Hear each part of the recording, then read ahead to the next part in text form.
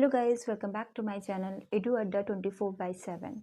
Guys, आपके लिए मैं एसएसटी का लेसन प्लान लेके आई हूँ जिसका टॉपिक है भारत में इस्लाम का आगमन।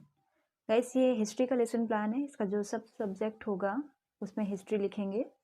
ये लेसन प्लान पहले भी मैं अपलोड कर चुकी हूँ पर उसमें थोड़ा सा उतना क्लियर नहीं दिख रहा है, तो मैं आपके लिए फिर से ये लेसन प्लान लेके आई हूँ। आई होप आपको पसंद आएगा।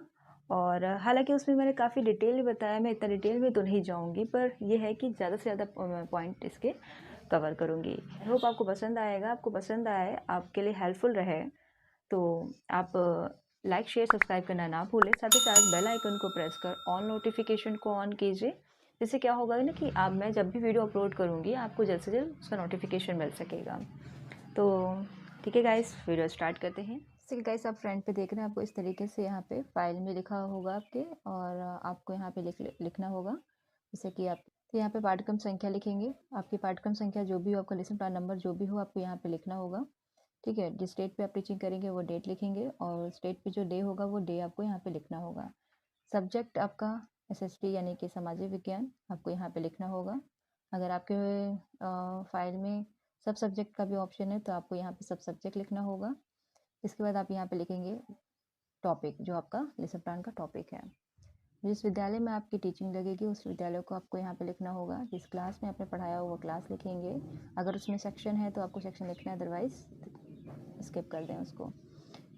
जिस पीरियड में आपने पढ़ाया है वो पीरियड आप लिखेंगे। पीरियड आपका कोई भी हो सकता है, फर्स्ट सेकंड थर्ड फोर्थ जो भी रहा हो, आपको यहाँ पे लिख देना है। जितने मिनट की आपकी टीचिंग होगी वो आपको यहाँ पे लिखना होगा। विशेष उद्देश्य लिखेंगे। ठीक है, अगर समान उद्देश्य लिखने के लिए आपके कॉलेज में कहते हैं तो आप समान उद्देश्य लिखेंगे, फिर आप विशेष उद्देश्य से लेसन प्लान स्टार्ट करेंगे। ठीक है, तो मैं यहाँ पे आपको विशेष उद्देश्य से लेसन प्लान बता रही हूँ। तो विशेष उद्देश्य लिखने के बाद आपको इस तरीके से लिखने के बाद आपको विशेष उद्देश्य का इस तरीके से कॉलम बनाना है। ठीक है, इस कॉलम के अंदर हम लिखेंगे क्रम संख्या, शिक्षण बिंदु, शिक्षण लक्ष्य और विशेषताएं। ठीक है, क्या में 1 लिखेंगे, शिक्षण बिंदु में ज्ञानात्मक, और शिक्षण लक्ष्य में जो शिक्षण बिंदु का 1 और विशेषता का 1, तो इस तरीके से 1.1 और 1.2। ठीक है, शिक्षण लक्ष्य लिखेंगे, फिर उसकी विशेषता लिख देंगे। तो इसी तरीके से ये इसके 4 शिक्षण बिंदु हैं: ज्ञानात्मक, अबोधात्मक, अनुज्ञात्मक और कौशलात्मक। ठीक है, ये कौशलात्मक। तो आपको ये शिक्षण बिंदु लिखने हैं, शिक्षण लक्ष्य और विशेषता। तो आपको इस तरीके से विशेष उद्देश्य लिखने हैं।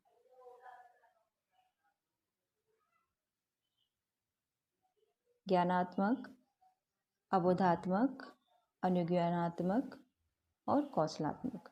ठीक है,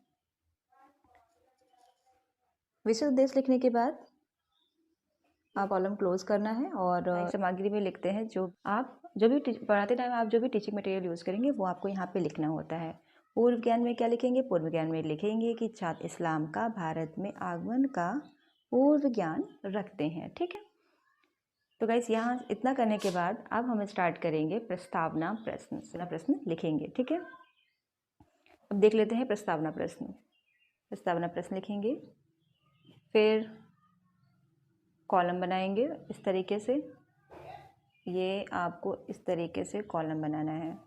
प्रस्तावना प्रश्न में करना क्या होता है गाइस? प्रस्तावना प्रश्न में क्या करना होता है कि आपको 3 to 5 क्वेश्चन पूछने होते हैं, और जो लास्ट क्वेश्चन होता है ना उसे समस्यात्मक बनाना होता है, ताकि और वो क्वेश्चन पुटअप करना होता है जो आपके लेसन प्लान का टॉपिक हो। ठीक है, और वही टॉपिक आप उद्देश्य कथन में डिक्लेयर करते हैं। ठीक है, तो आपको इस तरीके से बनाना होगा। अब पहला जो कॉलम इसका आएगा क्रम संख्या का, जो भी क्वेश्चन नंबर होंगे वो आपको लिखना होगा। छात्र अध्यापिका क्रिया में क्या करना होगा कि छात्र अध्यापक का क्रिया या छात्र अध्यापक क्रिया यहाँ पे लिखेंगे, और इसमें क्या करना होता है कि क्वेश्चन पूछने होते हैं। ठीक है, यहाँ पे क्वेश्चन लिखने होते हैं। इस जगह पे देखिए 5 क्वेश्चन हमने लिखे हैं यहाँ पे, और लास्ट क्वेश्चन ऐसा पूछा है कि इस्लाम का भारत में आगमन से आप क्या समझते हैं, और यही हमारा टॉपिक है लेसन प्लान का, तो इस तरीके से लिखा है और यहाँ पे समस्यात्मक बना दिया है। छात्र क्रिया में क्या करना है, जो आंसर जो हमें रिस्पॉन्स मिलेंगे हम वो आंसर यहाँ पे जो रिस्पॉन्स मिलेंगे वो यहाँ पे लिखेंगे। ठीक है, श्यामपट्ट कार्य में क्या करना होता है कि पढ़ाते टाइम पे हम या क्वेश्चन पूछते टाइम पे जो हम 2-4 शब्द पूछते हैं ना वो यहाँ पे लिख देते हैं। ठीक है, जैसे कि हमें छात्र क्रिया में उत्तर प्रदेश लिखा है, भारत लिखा है, इस तरीके से यहाँ पे लिख देंगे। तो यहाँ से गाइस आपका प्रस्तावना प्रश्न कंप्लीट होता है। अब क्या लिखेंगे? अब लिखेंगे उद्देश्य कथन। यहाँ पे हम टॉपिक डिक्लेयर करते हैं, जिस टॉपिक में हमारा लेसन प्लान है ना, तो वो टॉपिक को बताते हैं कि आज मैं आप सभी को इस्लाम का भारत में आगमन के विषय में अध्ययन कराऊंगी या कराऊंगा। ठीक है, ठीक है। अब लिखेंगे प्रस्तुतिकरण। ठीक है, टीचिंग इसमें 3 टीचिंग पॉइंट बनाने होते हैं, यानी कि 3 शिक्षण बिंदु लिखने होते हैं, और इसी में लेसन प्लान आपका कवर हो जाता है पूरा। तो हम प्रस्तुतिकरण देख लेते हैं कि किस तरीके से आपको कॉलम बनाना है। पहले आपको इस तरीके से कॉलम बनाना है, आप देख सकते हैं इस तरीके से आप कॉलम बनाएंगे पहले शिक्षण बिंदु के लिए। ठीक है, और सेम आपको सेकंड टीचिंग पॉइंट में और थर्ड टीचिंग पॉइंट में सेम आपको करना होता है, बस क्वेश्चन बदलते हैं और छात्र अध्यापक का कथन बदल जाते हैं। ठीक है, तो हम देखते हैं। पहले लिखेंगे क्रम संख्या, शिक्षण बिंदु, शिक्षण लक्ष्य, छात्र अध्यापिकाएँ क्रिया, छात्र क्रियाएँ, शिक्षण विधि एवं सहायक सामग्री, श्यामपट्ट कार्य। ठीक है, इतना लिखना है। और गाइस यहाँ पे लिखते टाइम पे ना किस कॉलम में कितनी स्पेस रखनी है आपको ये ध्यान रखना है। ठीक है, ये ध्यान रखिए, तभी आपको जो लेसन प्लान है ना अच्छा नीट एंड क्लीन लिखेगा। ठीक है, तो इतना लिखने के बाद हम देख लेते हैं आपका जो पहला शिक्षण बिंदु है भारत में इस्लाम धर्म। ठीक है, क्रम संख्या में 1 लिखा और शिक्षण बिंदु में जो आपका शिक्षण बिंदु है वो लिखा। ठीक है, शिक्षण लक्ष्य में जो क्वेश्चन होंगे तो क्वेश्चन नंबरिंग करनी होंगी। 1.1 शिक्षण बिंदु का 1 होता है, एक 1 क्वेश्चन का हो जाएगा। तो इस तरीके से यहाँ पे हम शिक्षण बिंदु में 1.1, 1.2, 1.3, ठीक है, इस तरीके से लिखेंगे। यही आपको जब सेकंड टीचिंग पॉइंट चलेगा तो वहाँ पे 2.1, 2.2, 2.3, 3 में ऐसे हो जाएगा। ठीक है, ये लिखना होता है। और यहाँ पे विकसात्मक प्रश्न लिखा है। कोई लेसन प्लान में छात्र अध्यापक का कथन जो होता है पहले लिखते हैं, तो वो भी सही है।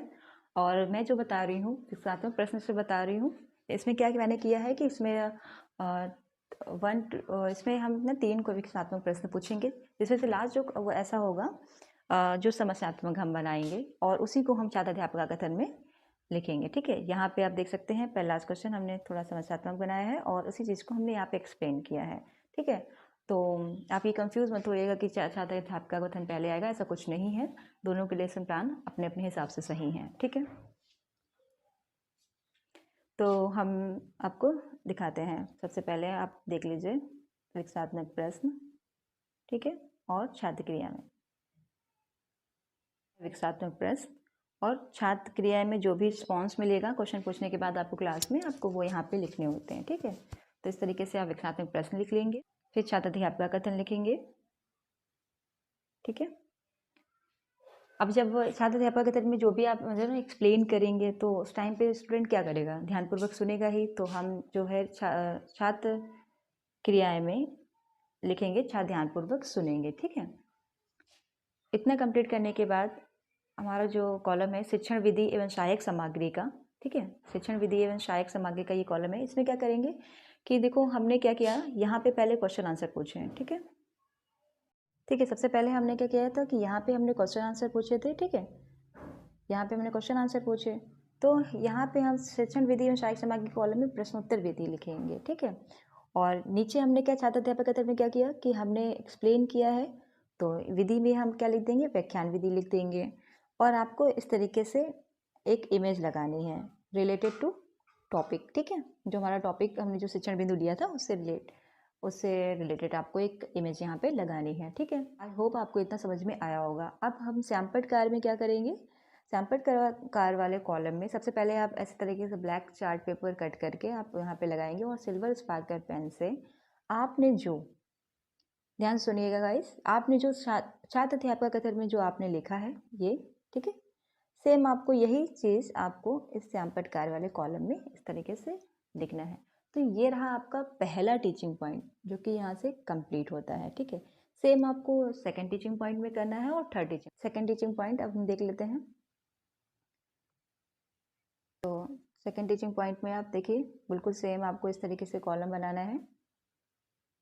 ये आपको कॉलम बनेगा सेम। ठीक है, उसी तरीके से इसमें शिक्षण बिंदु जो है तुर्क आक्रमण है। ठीक है, तो उस पर बनाया, एक साथ में प्रश्न लिखे, जो रिस्पांस मिलेगा वो रिस्पांस लिखेंगे, प्रश्नोत्तर जो विधि है क्वेश्चन आंसर पूछें तो प्रश्नोत्तर विधि लिखेंगे, अध्यापक का कथन लिखेंगे, उसी जो हमारा जो थर्ड क्वेश्चन है ना, उसी चीज़ को हम यहाँ पे एक्सप्लेन उसी के साथ ध्यानपूर्वक सुनेंगे और एक्सप्लेन किया है तो व्याख्यान विधि हो जाएगी। और इस तरीके से उसी शिक्षण बिंदु जो आपका है उसी से रिलेटेड आपको यहाँ पे एक इमेज लगा देनी है। और छात्राध्यापक का कथन में जो लिखेंगे वो आपको सैंपट कार्य वाले कॉलम में लिखना होगा। तो ये इसी तरीके से आप देख सकते हैं। मैं आप ये रहा विकसात्मक प्रश्न, ठीक है, और स्टूडेंट रिस्पॉन्स जो मिलेगा आपको ये यहाँ पे लिखना होगा। लास्ट आपको समस्यात्मक बनाया, ठीक है। अब मैं आपको छात्राध्यापक कथन में दिखा देती हूँ क्या लिखा है, ठीक है। ये रहा आपका छात्राध्यापिका कथन,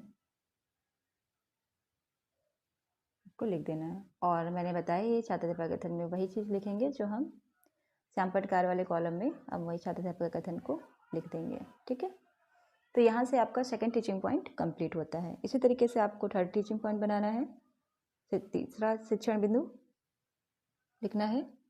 तो आपको फिर से ऐसे कॉलम बनाना है। ये यहाँ पे शिक्षण बिंदु में जो भी आपका टीचिंग पॉइंट है वो लिखेंगे। यहाँ पर मोहम्मद गौरी है तो मोहम्मद गौरी लिखा, फिर विकसात्मक प्रश्न लिखें, छात्र क्रिया में जो भी रिस्पॉन्स मिलेगा, और चूँकि क्वेश्चन आंसर है तो यहाँ प्रश्न उत्तर विधि, ठीक है।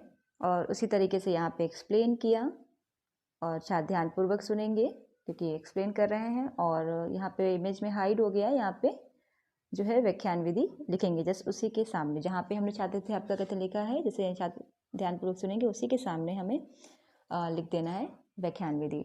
और फिर यहाँ पे इमेज लगा देनी है रिलेटेड टॉपिक, ठीक है। सैंपट कार्य वाले कॉलम में जो भी हमने छात्राध्यापक कथन में लिखा है वो यहाँ पे लिख देंगे, ठीक है। यहाँ पे लिखेंगे हम। अब मैं आपको दिखाती हूँ, यहाँ ये रहा क्वेश्चन आंसर, ठीक है। ये हैं इसके क्वेश्चन और ये जो स्टूडेंट से रिस्पॉन्स मिलेगा वो, ठीक है। फिर हमें छात्राध्यापक कथन दिखा देती हूँ मैं। ये रहा छात्राध्यापक कथन, आप इस तरीके से लिखेंगे, ठीक है।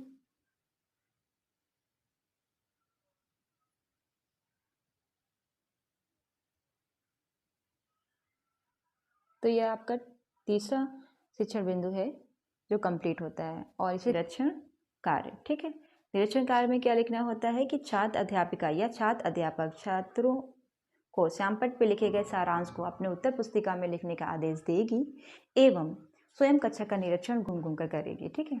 फिर हम मूल्यांकन प्रश्न पूछते हैं। मूल्यांकन प्रश्न में क्या करना होता है कि हमने जो लेसन प्लान का जो बनाया है उसी से आपको कुछ 5 क्वेश्चन निकाल के इसमें लिखने होते हैं, ठीक है। तो वो आपको यहाँ पे इस तरीके से 5 क्वेश्चन आपको लिख देने हैं,